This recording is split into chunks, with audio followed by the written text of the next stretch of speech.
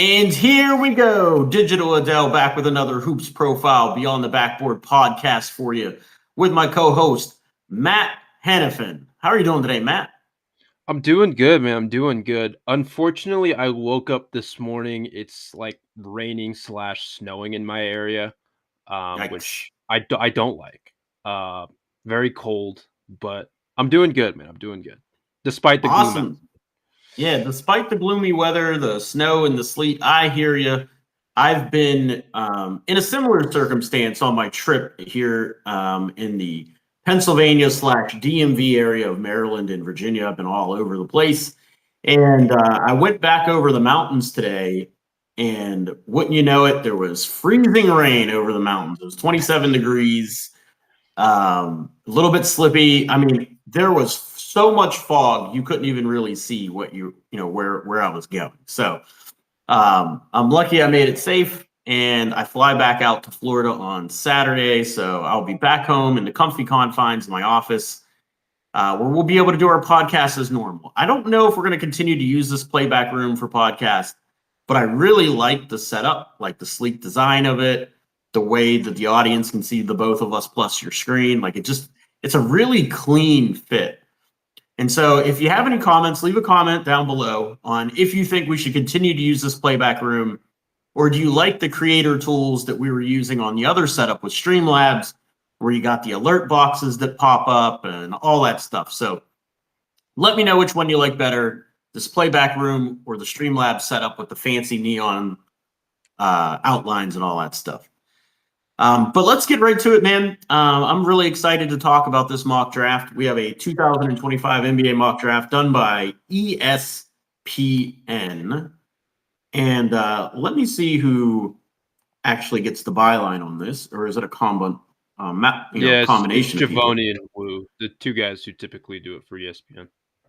Okay, so Javoni and Wu. So I just read a 100 prospect list because I was going through my own list of prospects.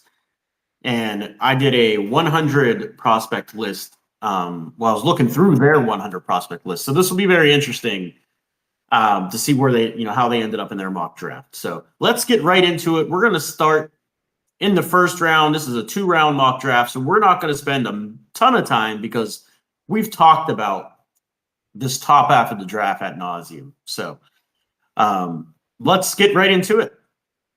Let's start with the Washington Wizards. They, of course, get the number 1 pick and Cooper Flagg. This kid is just absolutely outstanding at everything he does. I mean, he is a true, unselfish, all-star, superstar, all-NBA player in the making. Finishes really well. He's explosive, plays hard, plays defense, rebounds, blocks shots, scores inside, mid-range, outside, true 3-level threat. There's not a lot I can say. He's a unanimous first-round pick in my opinion. You mean first overall pick? First round, first overall pick. Correct. No, I'm with you.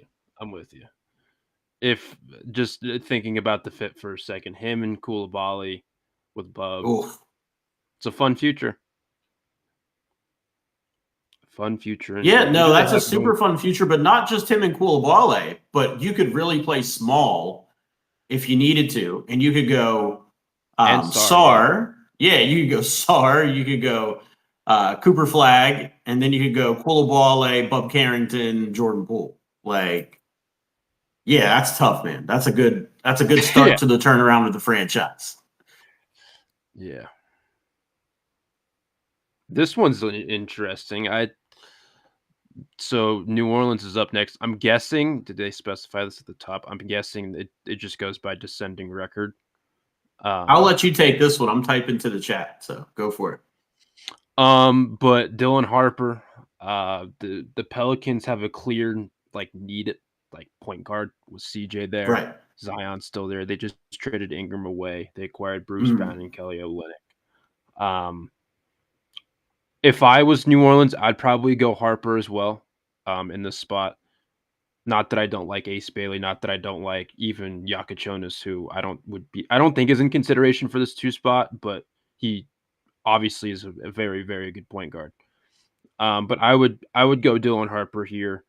That playmaking Very good defender for his size, like physical guard, good finisher, Right. crafty finisher around the rim, knows how to navigate tight spaces. Obviously, you and I have had questions about the jump shot, but now he's in an environment where Zion, Messi, the spacing may be a little bit weird, but I think if you're just looking at like a team need, not that you would go for a team need with the number 2 overall pick, but Right. because I also do think Harper was probably the best player available, but just from a team need perspective, this is a team that has needed like a true point guard. And not that Dylan, I wouldn't call him like a true point guard, but he fits that mold to an extent. So I like this spot for him, if I'm being honest. Yeah, man. I mean, there's a lot worse spots that you can fall in the NBA. I mean, you have a They also true have pick and DeJounte. roll. Absolutely. And you have a true pick and roll threat with Eve Messi as a young part of that core, with somebody that likes to get downhill like Dylan Harper. I just think it's a terrific fit for what they're trying to do and what you're going to want to do. Because when you have that lob threat guy, the guy that's going to set really solid screens, he's really athletic, he's going to do the dirty work. It really becomes one of those things that makes the life of a young point guard that much easier. And then you have point of attack defense with Harper, with Messi on the backside cleaning things up. And then you have, of course, Zion, if he can stay healthy, in that mix to be really dynamic. Also as a pick and roll type of guy. I like it, man. I like the fit for Dylan Harper. I wouldn't be mad at it. I could see why they would do it, but I'm still not sold on Harper as the clear number 2. I think Ace Bailey is a unique shot maker that could be right in this conversation, and we're going to talk about him next. Yeah, man, shot creation, whether you want to go with Ace, whether you want to go with Harper in this spot for New Orleans, it's a good spot. Yeah, absolutely. Also, like a good situation considering, their season's been beat up with injuries. Like you add these guys into the mix with DeJounte, with Zion, with Messi, with Trey Jones, or not Trey Jones, Trey Murphy, with Herb Jones. I mixed the two names up. You combined them. Yeah, I combined them. Trey Jones, no, point guard on the Bulls now, not on the Pelicans. Not on the Pelicans. That's right. But yeah, so I mean, I think he's a great fit. I think you could fit in with that young core. I like Ace Bailey myself. I'm still leaning Ace Bailey as number 2 overall on my big board nowadays. And the reason why is in Harper's absence, whenever he's been asked to be the guy at 6'10", to be able to create and go get your own bucket whenever you want, and then to be able to have a true shooting percentage of 55%, because his shots that he takes on that team, because they lack a high talent level as a team, they're incredibly difficult shots, and he consistently makes them. 3-pointers, mid-range, layups, buckets, gets rebounds, long, rangy defender, a lot more meat on that bone for him to continue to grow on the defensive end. I love what Ace Bailey brings to the table, and it's very rare to find a guy of that size to be able to make shots in the manner that he makes shots. And he's always on balance. As soon as he dots those toes, man, that shot gets up quick. I'm a big fan of Ace Bailey's. And now he's in this mock going to the Utah Jazz, who was number 3 overall pick. I think in my head, I think this would be a good spot for him. Put him next to Lowry. Yeah, you put him next to Lowry. Obviously, we talked about on Tuesday Collier's kind of emergence, like they're giving him more reps than they have over the last 2, 3, 4 George. weeks. Yeah. I don't know what the contract situations look like for some of these guys too. So some of them may actually be free agents or whatever. But I know Lowry's probably going to be gone. Yeah. Well, yeah, I think Lowry's going to be gone. Yeah, he signed the extension. Ineligible to be traded for a year, but who knows if he's going to be traded by next August or next September or whatever the case is. So right. But I think this would be a good fit for Ace. Him or Kessler? I mean, Kessler's going to be gone too, right? One or the other. I don't think they both stay. I would, if I were to. I could see a world where both of them get traded. Right. Because I mean, neither of them may be there. Right. Like because again, like it feels like Kessler's been on the market for a year and a half now, Hmm. and uh, I'm guessing whether it's someone like the Lakers, which I don't know if Right. Danny Ainge will want to deal with them again after the Luka thing, but I think there's going to be a team somewhere who's going to hunt for be in the market for bigs, and same thing with Lowry. Like last year, it was almost Golden State. Yeah. Um, but they didn't want to trade away pods. And so I think there's a world where both can be gone. But regardless, I'd still think like Ace, who's going to be turning 19 in August, uh, his level of shot making, shot creation, still has to make strides as a playmaker and defender. But I think that'll come with time. Um, but a I think very his very playmaking's better ignitable than score. I think his playmaking's better than we give him credit for because of the lack of talent around him. I just think that he handles the ball better than he did earlier in the season. He's stronger with the ball, Yeah, he did. and that playmaking, if he gets more talent around him, is going to just pop a lot better in the NBA.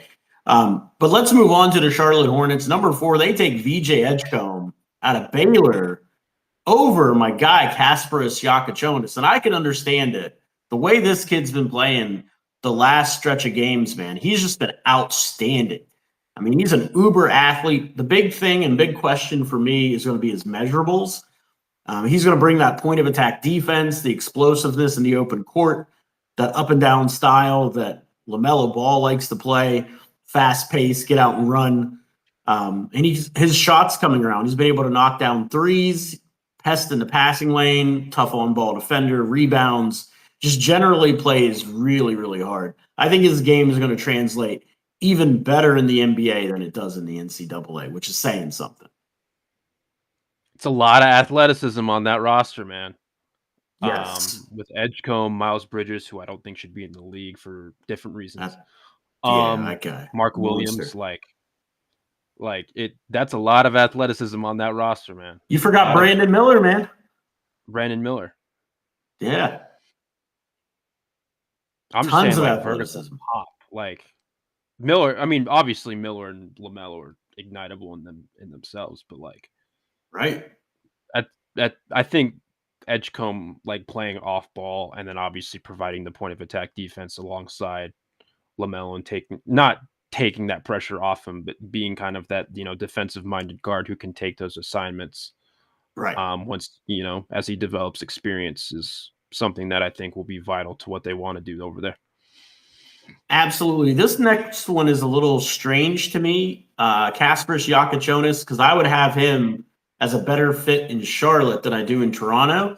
Because I don't he's a ball dominant guard. He can play off ball, but he's so good at handling the ball, making decisions, getting downhill, getting fouled.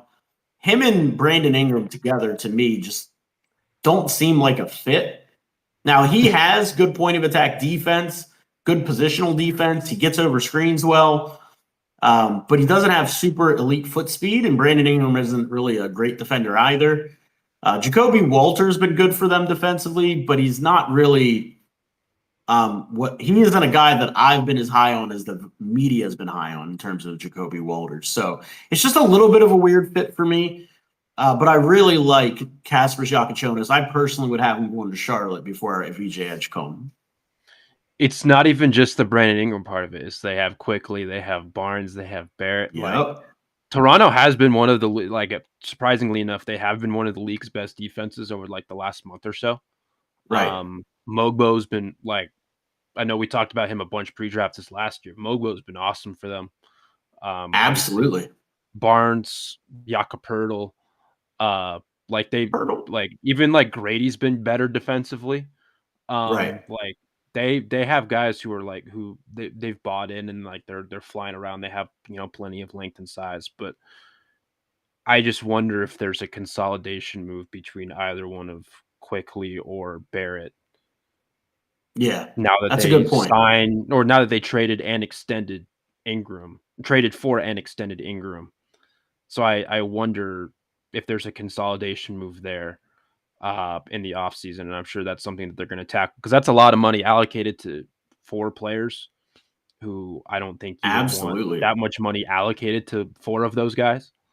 Right. Um, No, you're right. so I do I could see this being a fit, especially, like, if Quickly's the one on the way out.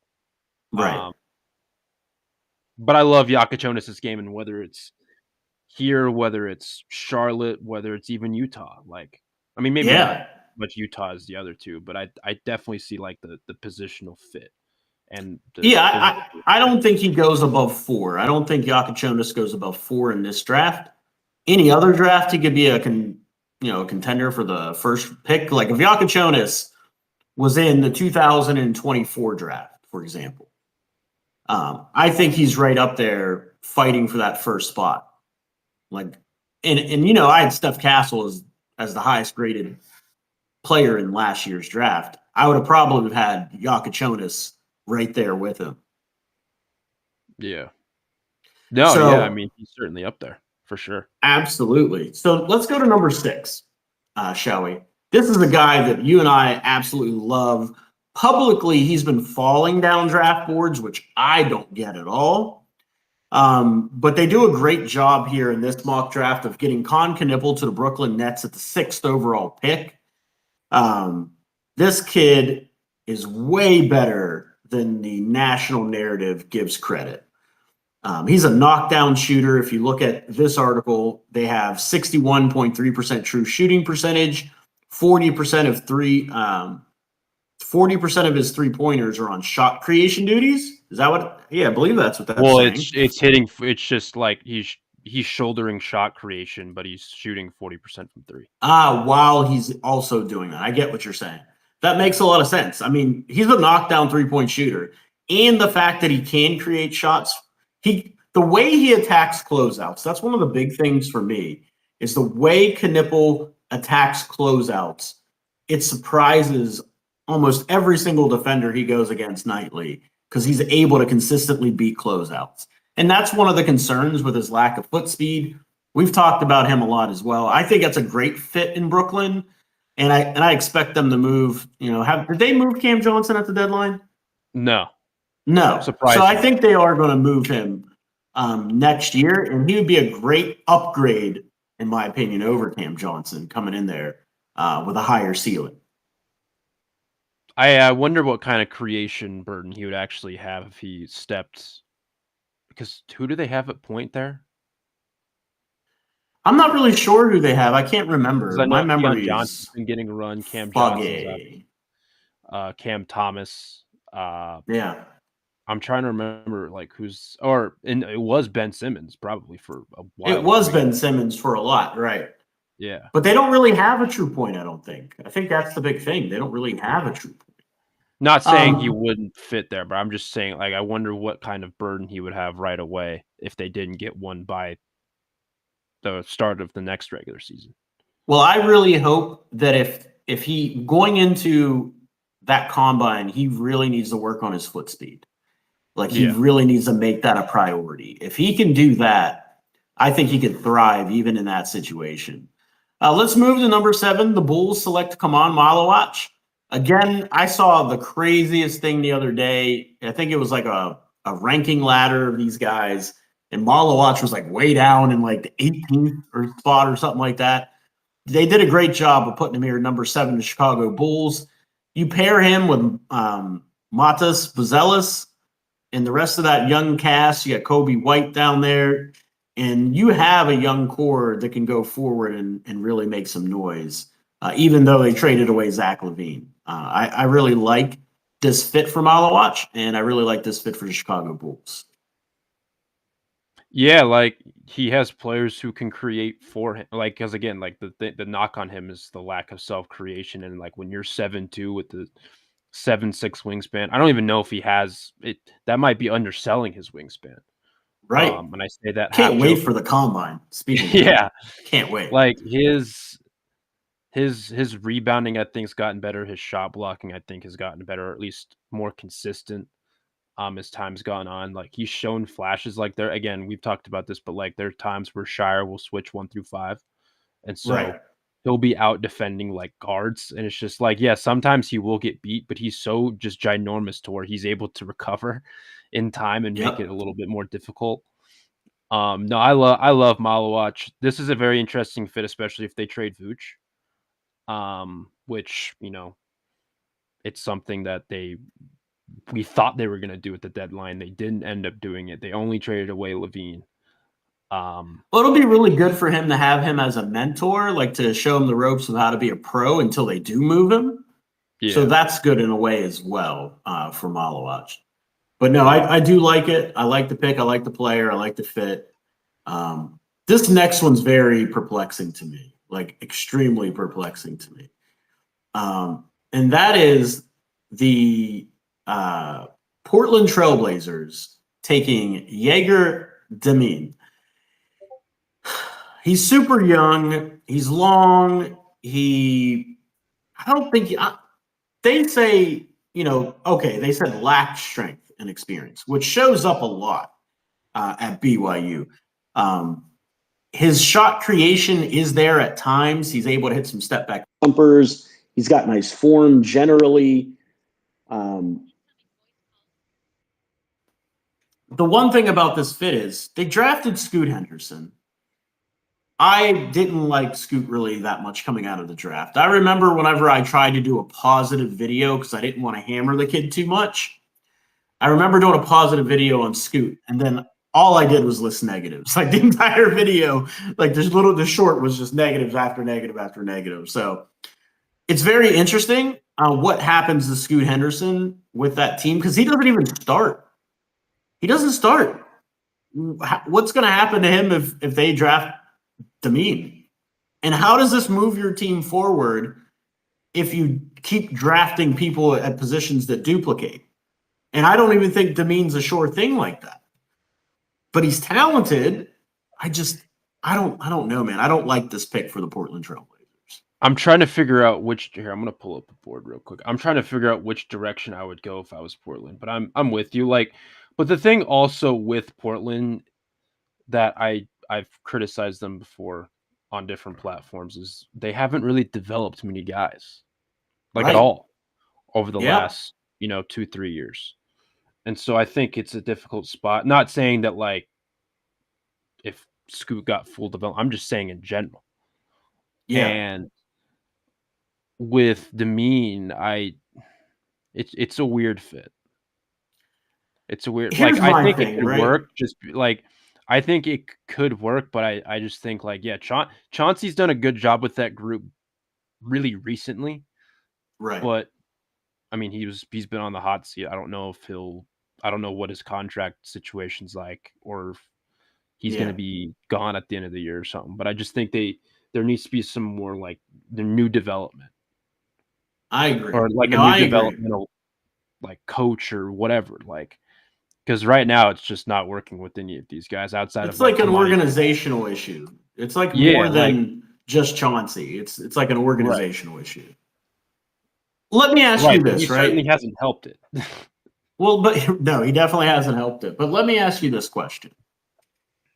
If they don't take Demine, Trey Johnson's available. That's who was screaming my name, was Trey Johnson. But you have Sharp, you have the other kid. What's the other kid's name? Simons? Simons, yeah, Simons. So you have Simons that would be in front of him. But Trey Johnson could play on ball more than people give him credit for. He's an extremely hard worker. He's a knockdown three-point shooter, which Demine is not at this point. And a kid that's going to work like that, defend, and he's a great leader. I mean, he's an amazing leader. And that's exactly what you want on a young team. And then you could build around Kling. You would have Donovan Klingeth. You'd have Sharp, Simons, Trey Johnson, Jeremy Grant, if he's still there. And you'd be able to have something. But and then Scoot Henderson running that second unit off the bench. But if you bring in somebody like Demine, he's not going to start. He's not a starter right now. He's not immediately a starter, in my opinion, in the NBA. He's going to come off the bench. Are you going to play him and Scoot together? I mean, I think that's a disaster waiting to happen. And you play him and Scoot I together. wouldn't do that. Yeah, I wouldn't do it either. So that's where I'm saying I really don't like that pick. But let's move on to the San Antonio Spurs. They take Jeremiah Fears out of Oklahoma, the point guard, the Chris Paul replacement. So he would be the Chris Paul replacement. 6'4", 182 pounds, 18 years old, could learn from Paul, learn from Stephon Castle. It's got a lot of traits. Quick as a hiccup, changes directions well, good at the pick and roll. He just isn't physical enough. His three-point shot leaves a lot to be desired. I really don't know where my grade is on Fears because I don't know if I'm taking Fears over Phylon at this point. I think Phylon's still a better player in my opinion. So it's not a weird pick. I can see the vision of why they did it. I just don't know if I like it. Where do you fall? I mean, yeah, with this one, I mean, you have what, 2 bites at the apple, and so I think this is the one where you swing for more upside. I do find it interesting they go point guard. Like, Yeah. yeah, he would be like the Chris Paul replacement. He gets to learn from Fox, gets to learn from Castle. If we're talking about Trey Johnson, I'd actually probably go Trey Johnson here if I was. Oh, 100%, man. If he was Trey still Johnson's a available. perfect fit. Well, because again, I mean, they didn't trade him at the deadline, but I feel like a guy like Keldon Johnson and or Devin Vassell become a little more expendable. Because again, Yeah, for sure. you still have your pick flexibility. You still have guys that you can move in bigger deals, and I think Trey Johnson would be like the perfect replacement for both of those. And I think San Antonio, who desperately needs a backup big, could wait until the middle of the first round to get that. Or I don't know. Oh, I agree. And so I think Javoni this one, and Wu are really low on Sorber. He's not even in like the first 15 picks, 17 picks or something like that. I haven't looked at, so this is the first time of me looking at it outside of the Miami one. Yeah. No, I scrolled ahead a little bit. Wait. Okay. I was like, you could wait a little bit until the middle of the first round if you have let's say you have 9 and 13 or whatever, 9 and 14. Like, you know who I actually think is a great fit for them as a big? You know who I think is a great fit for them as a big? Danny Wolf. Who? Danny Wolf. Yeah. Skilled, I think Danny Wolf would fit. Footer. Super skilled 7-footer. You can play him beside Wemby if you want. You can bring him off the bench. Like, I like that pick for them a lot, actually. But we're a little ahead of ourselves. I apologize. Let's move on to the number 10th pick from Oklahoma City. They pair Derek Queen with their already really big lineup. You can play him off the bench. You can play him beside Chet. You have a lot of options that you could do with Derek Queen on that team. Now, with that being said, I'm actually not as high on Derek Queen as everybody else is. He's super skilled. He's agile, horizontally, not so much vertically.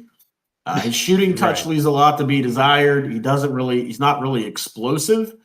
So to me, I am moving Queen down my board, but I can see the fit of why they would want a guy like that in OKC. But I just think there's so many more higher upside teams that are guys that can move the needle for your team than Derek Queen, in my opinion. He also doesn't have to play right away because Hartenstein's there and Jay will. Correct. So. But and this is my point though, I want guys that are better than Hartenstein. Like I want somebody like Sorber, if that's the way I'm going. Like Sorber, I think would play over Hartenstein by the end of the season. That perhaps, I don't know. Hartenstein's really good. He's really good defensively. He doesn't really give you anything offensively. He's a good screener. I was gonna say I disagree to some extent. I think he's a very good short roll playmaker. He's very good with that in between touch, around the 10-foot area. Obviously the screen settings good. The offensive rebounding's exceptional. Like he's been he's one of really the good at best that. rebounders in the league the last few seasons. But I mean, again, like if Sorber in this hypothetical scenario, if Sorber is starting ahead of Hartenstein, if he's not injured by the end of his rookie season, that's just an indictment on how good Sorber is. So it's not But this like is that's what I'm saying. I think he has that kind of potential as that where Derek Queen, because of all his limitations, one defensively and two with his lack of outside shooting ability, lack of outside shooting touch. I just think he would be I'd take a swing on a guy like that before I'd take a swing on Derek Queen at the I 10th, would too. like at that pick. I would too, but neither would have pressure to start right away.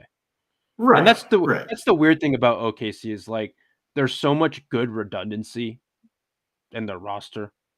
Like I Right. was looking at the other day, they still have like 14 dudes or 15. They either have 14 or 15 players like on contract for next year. And so I feel like there's got Yeah. to be some consolidation somewhere. But I also feel like I've been saying that about OKC for like 2 or 3 years. But at the same time, like Nikola Topic still hasn't played yet. Like Correct. he's hurt out for the like. There's so much good redundancy and so much like youthful pop that on their roster. Like they only have a couple dudes who are like over like 28 or 29 years old. Like it's No, that's a crazy how great young point. and good that team is, and like they don't play like they're young. Like they play like they're experienced vets, but they're very like J Dub is awesome. He's one of the best, one of the better two-way complementary players in the league. Shea is obviously one of the best players on the planet. Chet is Chet. Hartenstein's really good. There's that roster is really good, and so I'm very curious to see what direction they would lean if God forbid they got the 10th pick or even higher, in a Right. draft like this because they're just stacked, dude. I mean, we're gonna be saying that Absolutely. now until I mean they may win the title, like Right. They could win the title and still have all these picks to add to the team. yeah. You're absolutely right. The Houston Rockets, they select the aforementioned Trey Johnson, who we absolutely love. So let's just talk about fit since we already talked about the player himself a lot. I think he would fit really well down in Houston because I think they're going to move on from Jalen Green. I don't think they're going to end up keeping Jalen Green. Um, and he's really a similar type of replacement player because the big knock on Trey Johnson is that he doesn't do nearly enough facilitating for scouts, likes. And also, he doesn't draw enough fouls. So he's literally like a one-for-one replacement in regards to Jalen Green, just probably less athletic. Like it's the only Yeah. difference. He plays more defense And than he's Jalen Green. the better defender. I was about to Yes, say he's the better defender than Jalen Green, so yes, he plays that defense. fits into what they want to do. This is a team. I think I like this fit for Dre Johnson as much as any of the other ones that we mentioned. Just because of how Absolutely. much Houston needs half court defense or half court offense. Like they're one of the worst offensive teams in the league, and they're one of the worst at generating consistently good half court offense. I mean, Amen has been awesome. Obviously, I love Şengün. Um, Jalen Green's hit and miss. I feel like there was times where he has like a very good like week and a half, and then the very next week and a half just completely bottoms out. Um, but like if you're able to find a new home for a guy like Jalen Green, who is a polarizing player throughout the league, I would imagine. Trey Johnson, I think if you're at 11 and if he falls to you, like I think this is an excellent fit for both And parties. you said a key phrase if he falls because that would be falling. I have him in the top 5, top 6 conversation. That would be a steal of a deal if he can fall that far. Real quick for the people, just a quick timeout. If you're here and you like what you're hearing, don't forget to like and subscribe. I really appreciate it. It helps us out. Lets people know that we're doing this sort of live podcast, puts us out into the algorithm space. And you can always become a channel member to help us out for only $2.99. So let's continue. We have next on our list at number 12, the San Antonio Spurs. And I'm going to read a lot of what is written here because I have not had a chance to scout this kid out of Slovenia. and I don't even really know how to pronounce his name. Cedevita Olympia? Not sure. Behringer has team name. Oh yeah, out of there. His name is Joan Behringer. Behringer has drawn increasingly significant crowds of NBA decision makers in Slovenia. The 18-year-old has responded with some spectacular moments on the defensive end, proving to be one of the most versatile players in the class with his ability to cover ground on the perimeter, switch on to smaller players and protect the rim, leading both the Euro Cup and the Adriatic League in block percentage. Playing basketball for only 3 years, he's had zero high-level experience coming into the season, but is improving every week, giving him unlimited upside and long-term growth. Now, anybody that's ever watched our channel knows that this is the type of player that's right up my alley. Yves Misi only was playing basketball for a few years. We talked about him ad nauseum. And so I'm going to dig into him later and try to, get a scouting video up on him, because that's a very intriguing write-up by the guys from ESPN. And that's exactly what we were talking about, San Antonio needing another big guy. And that's why Danny Wolf would be appealing as well, because he's a big guy. He's super agile, brings you playmaking offensively. He blocks shots, he rebounds. So, yeah, this 18-year-old is very intriguing to me as a big for San Antonio. It's also the San Antonio part of, we're going to draft an international guy that you've never, ever heard of, and we're going to make him into a 4-time All-Star. Yeah, the Greg Popovich special. Absolutely. Yeah. Let's move on to the Atlanta Hawks. Now, this one is a very polarizing pick for me. The Atlanta Hawks take Liam McNeely to go with Jalen Johnson, Trey Young, and Zachary Riza-Shea, and that very, very young Hawks team that's been playing super well this season. McNeely is 6'8", 6'10", somewhere in there. We'll really find out at the Combine. And he is a true connector piece. I mean, he's a knockdown shooter coming off screens, spot-up shooting. He draws a ton of fouls in college, which is very interesting that he didn't do earlier in the season. And his playmaking's come up a little bit. His defense is decent, not great. My question is, at 13, can you justify taking a high-level connector at 13? That's my question to you. I think it's situation-based. I don't know if I would do it for this team, though. And okay. I say that, talk to me about that. I mean, I guess like if we're framing him as a high-level connector, that's what he is. I'm telling you, like that's what the kid's going to be in the next level. I mean, I see him more as like a shot maker than a connector. I mean, I guess you can be there's a Venn diagram where you can be in the middle there, but like. Well, let me ask you this. Do you think at the next level he's going to be able to handle the ball well enough to be a primary facilitator, primary ball handler? No. All right. Does he facilitate at a high enough level to be a primary facilitator? No. He's going to be able to get his own shot off the bounce. There is a world, yes. Oh, I don't see that at all. I don't even see a world. I don't see any plausible path that he is a Mike Miller type, get my own shot out of college type of guy. Maybe not right away, but I think there's a world where he can develop some of that. Maybe he can develop some of it. Maybe I see him as a short roll, come off screens, off the ball movement guy. Like I said, that's how I see him initially too. Yeah, that's what I'm saying. So at 13, that's just a little bit high for me. If I'm not like contending for championships, to pick a connector, I just can't pick a connector at 13. That's where I'm at.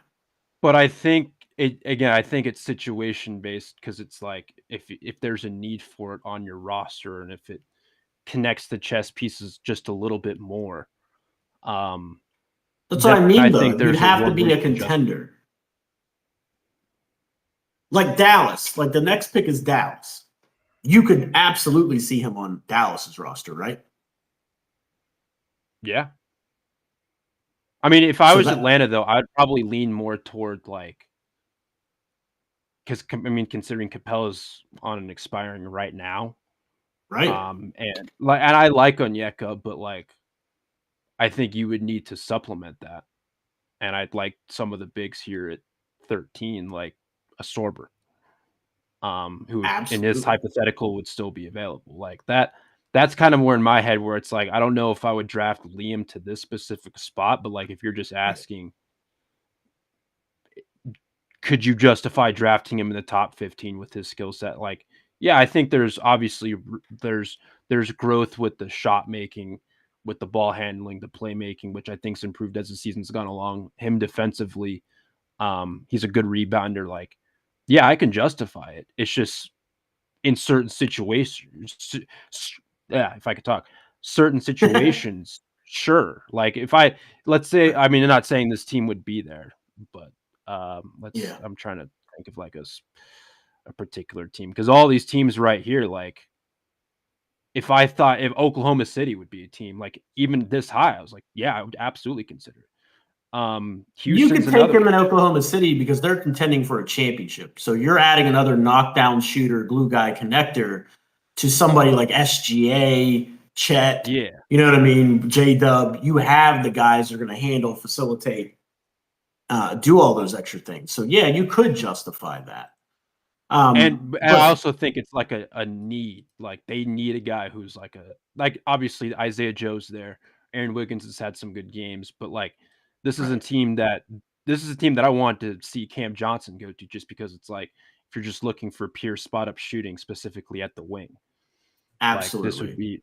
this would be a team that I would want. I mean, heck, even like San Antonio, like there's all of these spots right here, sure, and like that's just how the board falls with these, you know, the picks that have been traded over time. Like, Right. uh, so like, yeah, I could justify it for him. It's just, I think it's more situationally. Like Dallas is, to your point earlier, Dallas is another one where it's like, yeah, I can see it, Yeah, sure. I could see it for a contending team. Let's move on to Dallas. Speaking of Dallas, they no longer have one Luka Doncic. Kyrie Irving isn't getting any younger, so they have the Dallas Mavericks, drafting another playmaking point guard from France, and Nolan Traore. He's 6'4".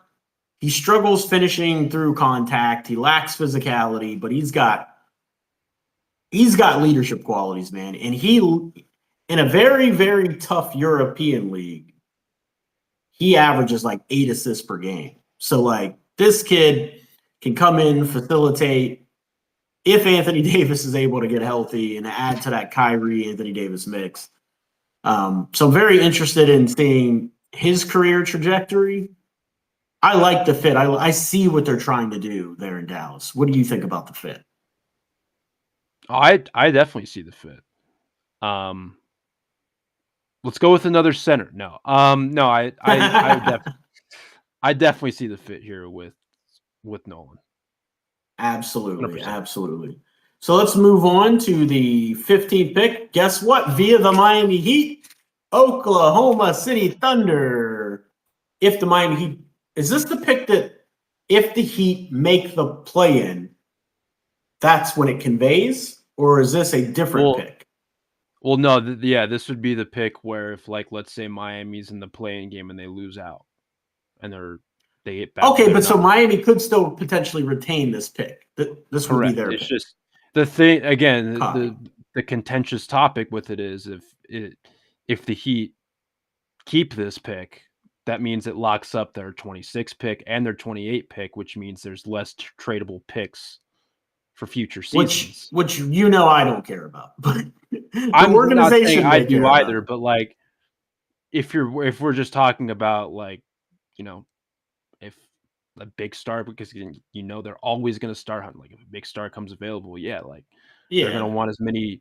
They want as many, because they've been asset deprived just from like a pick standpoint for the last several Oh yeah. years, and it's just like, yeah, if you, let's say, I'm not saying they should or shouldn't or whatever, but like, Right. if they wanted that option available to them, it would be much harder to make that attainable without attaching. And so instead, you probably have to attach a guy like Nico or Jaime or whatever the case is to, or both of them, or I'm just throwing names out there at this point. But like, you know what? Like, there's less picks that would be able to become available for them.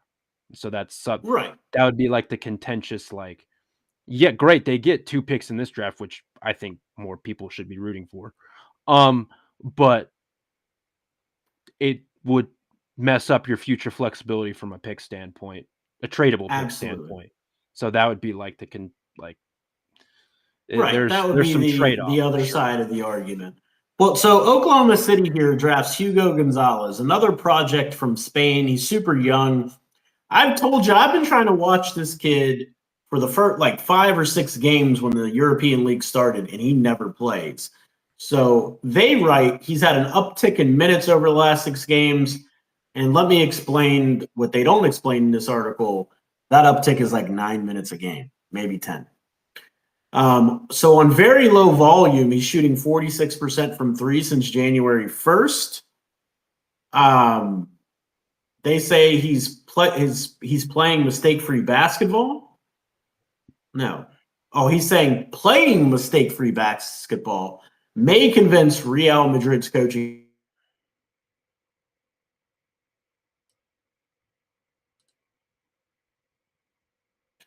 based on little bits of pieces we've seen from it. They've pieced together from his game, no consistent minutes. I can understand that for Oklahoma City because they have depth to be able to develop a guy and wait and see. So Right. That's the only, it is what it is. That's still a mystery for me. I mean, do you have anything to add or do you want to move? No, I'm completely with you there. All right, cool. The Minnesota Timberwolves take Danny Wolf. Probably, as they write, to paraphrase, college basketball's most unique player, ranking as the best pick and roll player in the draft class while being measured at 7 foot. He's exceptionally skilled. He can handle with both hands, finish with both hands, pass with both hands. However, he does turn the ball over quite a bit. But I do like it. I like the fit in Minnesota. Pair him with Anthony Edwards. Let him play in that offense. Gives you some outside shooting as a big. Rebounds. I'm a big fan of Danny Wolf. His ball handling's come a long way. I've watched him play over, a couple of days ago or a day ago. Can't remember exactly which because I've been traveling. And his ball handling's gotten so much better, man. It's so weird. And I can't stress how weird this is. To watch a team have the guard at the end of a game take the ball out of bounds during a press breaker and give it to their 7-footer to bring the ball up the floor. Yeah. And he did it exceptionally well. They put the ball in his hands down the stretch time and time again, and he got to the rim time and time again and made plays time and time again. I'm a big fan of Danny Wolf, man. I'm really coming around on him. What are your thoughts about the fit in the player? I mean, he's a better fit than Randall is. So for sure. You want to talk about a connective piece. This guy is a connective. No. The ultimate connector. That's right. Yeah. No, he's a very interesting, unorthodox type prospect. And again, I remember watching him at the beginning of the season being like, I don't know how sustainable this is. And it was sustainable because, again, right. I never watched him at Yale. Right. And I know he's one of the few upperclassmen who is in this top whatever. But he's only 20. He's an upperclassman, but he's only 20. Is he how old is he going to be by draft night? He's going to be 21. That's what I'm saying. He's like 20.7 on draft night or something, right? Well, no, he turns 21 on May 4th. Per take. Oh, gotcha. I mean, it's not. We're tomato, but right. Tomato. He's still a young upperclassman. Yeah. So it's not like he's like Cam Jones. All right. Well, let's continue to move on to the Orlando Magic. Amazing things. Your internet's breaking up. If you think I'm talking over you, I'm not. I just couldn't hear you. No, I didn't say anything. Oh, okay. Ben Seraph I've been hearing amazing things about Ben Seraph. He's a 6'6" guard. And I really want to dig into his tape. I was going to do that today, got a little sidetracked, but later today, I'm going to go on the ESPN Plus app and I'm going to pull up some of his games and I'm going to watch this kid play ball because I'm really interested. He's a point guard / guard. He doesn't really shoot the three ball well, but what he does for his size is unbelievable from what I hear. So I'm really interested. He's more of a point guard than a shooting guard, in my opinion. And with Anthony Black being in Orlando, I think he's got a real opportunity for playing time. What are your thoughts? I haven't watched him play, so I can't give you that. Well, I really wanted you to comment on the Anthony Black comment I made, but that's okay. No, you're not gonna bait me. You're not gonna bait me. We're not doing that. All right, I'll read you what's in the scouting report. It says Seraph continues to rack up points, assists, free throws, steals, and bunches, doing things you don't often see from an 18-year-old 6'6" guard. His confidence, feel for the game, and character give him a high floor when paired with his sheer productivity. There's still questions about him struggling from three at 27%, or his propensity for turnovers, which are at 20%, and lackluster defense. Those issues have been a little more pronounced lately, especially against better competition, and scouts will be interested in how he fares that ULM is eliminated from Euro Cup, and is he able to focus on playing once a week in the German BBL league? But yeah, that's Seraph. Interested to dig into him. At number 18, the Miami Heat select Colin Murray-Boyles. And if you want to know what I think about this pick, watch any of our other previous episodes on just go and listen to them. But anyways, Adele, you have the floor. Yeah, they said he is a versatile defender in a Draymond Green type role for South Carolina, and I can tell you that is bullcrap. He is not. He is in no way, shape, or form Draymond Green. He's 6'7", undersized. My issue, too, not only does he lack explosiveness and he's undersized, but whenever I watch him, I barely notice him. And I've watched several games of his, and I barely notice him. He doesn't have really the three-point shooting prowess they would need to play. I mean, he's not going to play over Ware. He's not going to play over Bam. He's not going to play on the wing. It's like he's like a lesser version of Tyler Smith from last season's draft. Because Tyler Smith could shoot threes. I was going to say Tyler Smith could score at multiple levels. Right. Yeah, Colin can't. There's so many players I would pick over this guy. There's so many players. So weird. I like whenever I watch Murray-Boyles, again, it hasn't been as much, but I like what I see defensively. But again, like I've said it, I feel like I'm repeating myself for some of these guys, but I just don't know what his role would be offensively. But this would be the funniest outcome just because like fans for years have been complaining about the lack of functional size and like why are we sticking 6'5" guys on the floor? Well, now I guess what you're getting a 6'7" guy at the 5 because pretty much we're gonna have to play off the bench, and so right. That would be pretty funny. God. I tweeted this yesterday when I saw this. Feels like every year I would have to go back and like scour up some of them, but like there's always like a Draymond Green like prospect that they link to the Heat. And it's just like, why? Well, but it's like, funny they use that, and never are these guys, but never are these guys even close to Draymond Green defensively. So it's just, yeah, it's unreal. No, I mean like there's a ton of players. Like Sorber hasn't even come off the board yet. I was gonna say Sorber, Fleming, Cam Jones, Phylon, Jace Richardson. I would take over him. I would take obviously Boogie. Like there would be so many different guys. 18. Ian Jackson, I would take over him at this spot, just given the fit. Like 100%. Yeah. So All right. not Well, that I so what we're going to dislike do. Colin, but not a fit here. Well, here's what we're going to do.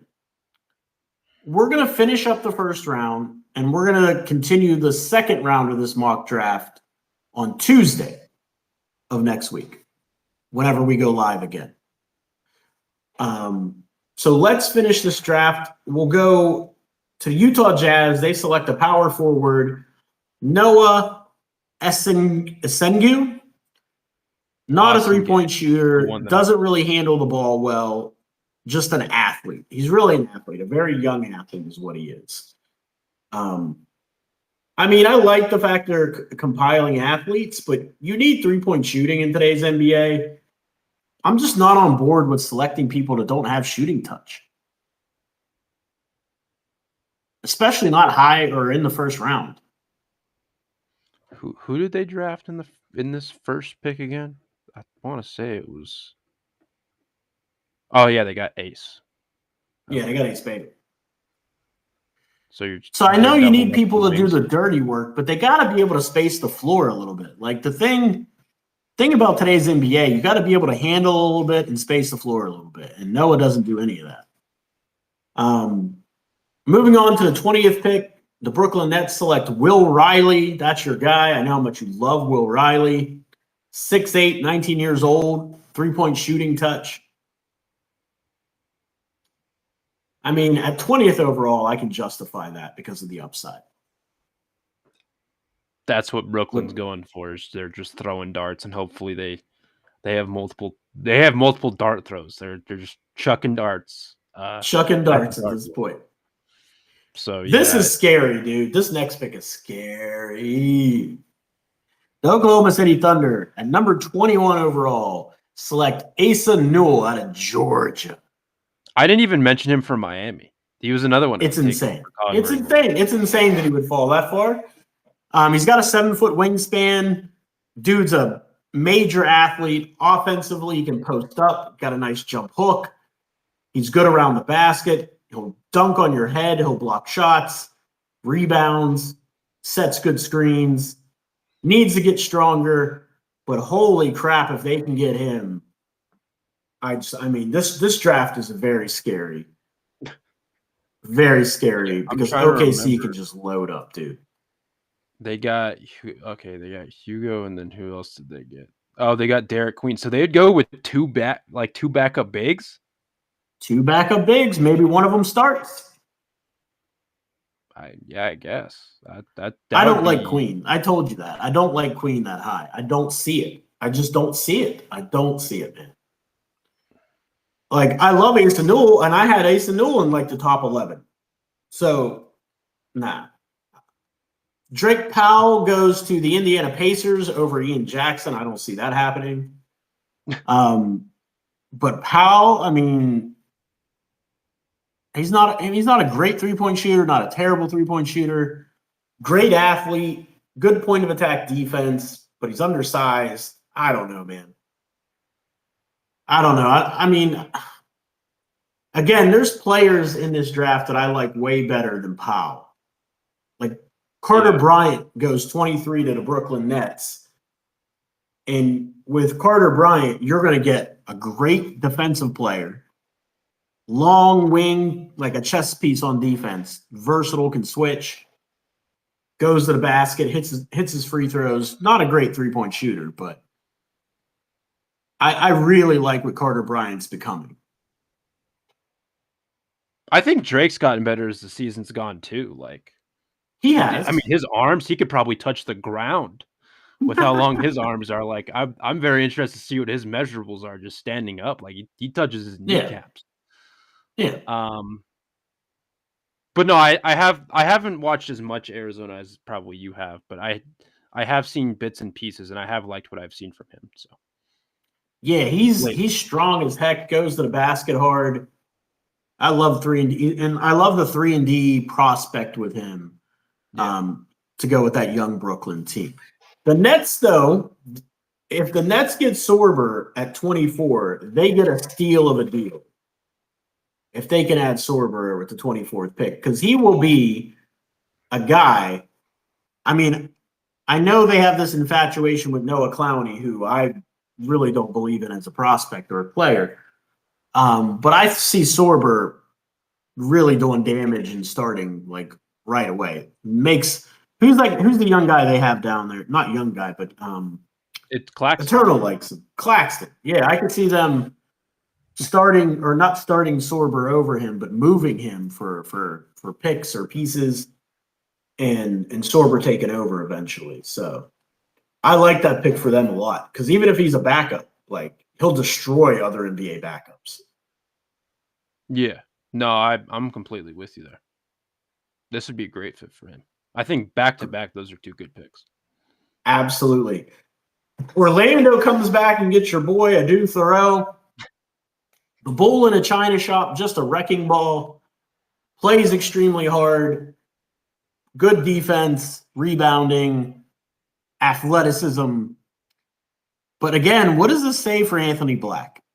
If they select another This has guy? nothing to do with Anthony Black. This has something. I don't know why they would do this pick anyway, but Adu and Black are two different players. They are two different players, but they are long, like athletic, supposedly downhill attacking players. I know Black is allegedly a facilitator, which he doesn't do nearly enough and doesn't score in the paint nearly well enough. I just think his days are going to be numbered, to be honest with you. Yeah, but this pick has nothing to do with that. All right. You're right. I'm just saying. Saying. I don't know why they would make like more wings who can't shoot. Right. Right. Why would you do that? Like, I like it, dude. Not in this context. I mean, there needs to be some semblance of spacing. Like, I know they got De Silva last year, but it's just weird. Like, obviously they signed KCP in free agency, but I don't see the fit here necessarily. Like, yeah, I don't see. He's got it. They say in here he's a 3-and-D mold, but he's not a 3-point shooter at all. Or at least not at all. I'm missing something. Like, not at all. No, you're not missing anything, dude. Gets to the free throw line a ton. Hasn't made them consistently. I think he's gotten better as the season's gone on, but he's shooting 25% from 3 on 2 attempts. Like, that's just not. I wouldn't do this if I was Orlando. I would go like the Cam Jones direction if I was them. But this next player's caught my eye. He's intriguing. I haven't isolated him, but I've seen him in passing. Alex Condon, the center from Florida. He's playing an essential role for the number 3 ranked Gators, as evidenced by his outstanding performance this past weekend, outplaying potential National Player of the Year candidate, 700-year-old Janiah Broome. The Australian big acts as a significant playmaking hub in Florida's offense. That's the key to him. His ability to facilitate out of that dribble handoff, out of those pick and roll actions. He's one of their primary facilitators on offense. Agile, can handle the ball. The guy's really interesting. There's a ton of 7-footers in this draft, man. It's crazy how many mobile bigs with good instincts are actually in this draft. Not including Derek Queen. I'm just kidding. I'm not picking on Queen. He's in there, but not as high as they have him.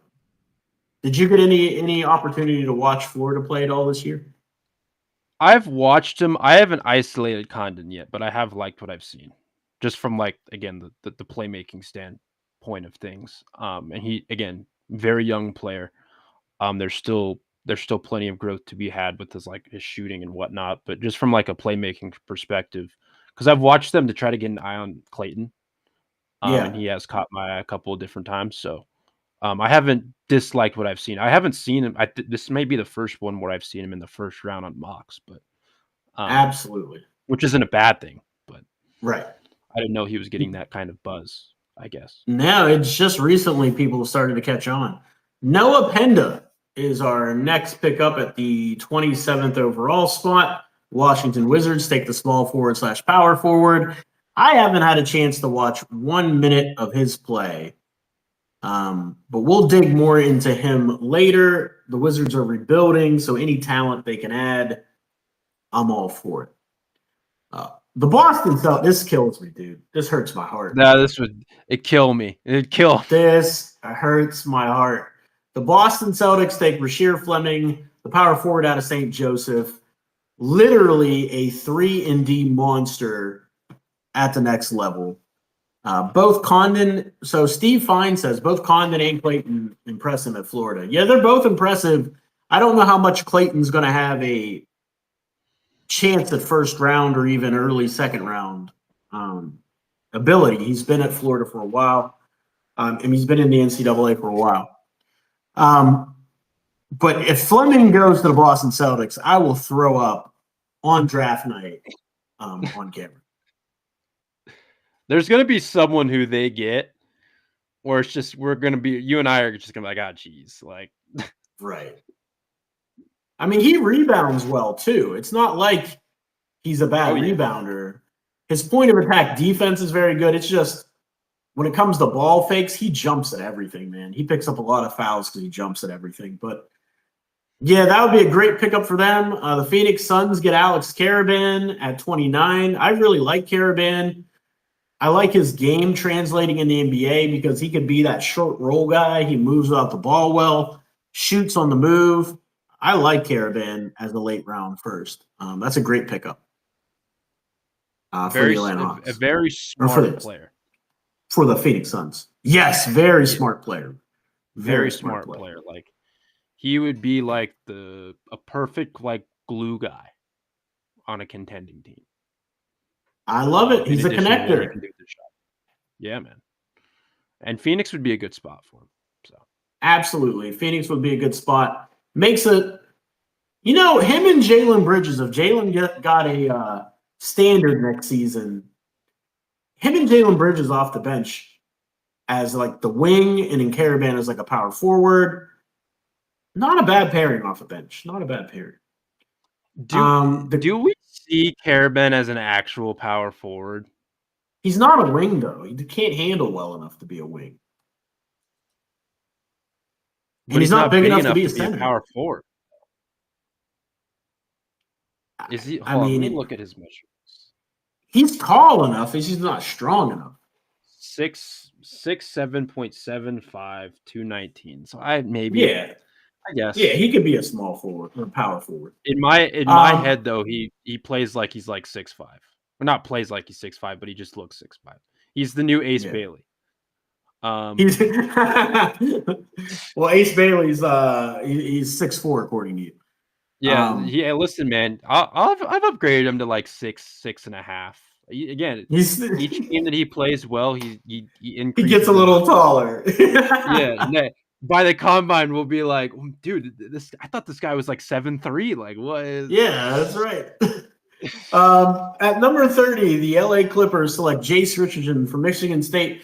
I've actually come around to Tom Izzo's offense maybe holding Jace back. He may be a better NBA player than he is going to be a college player under Izzo.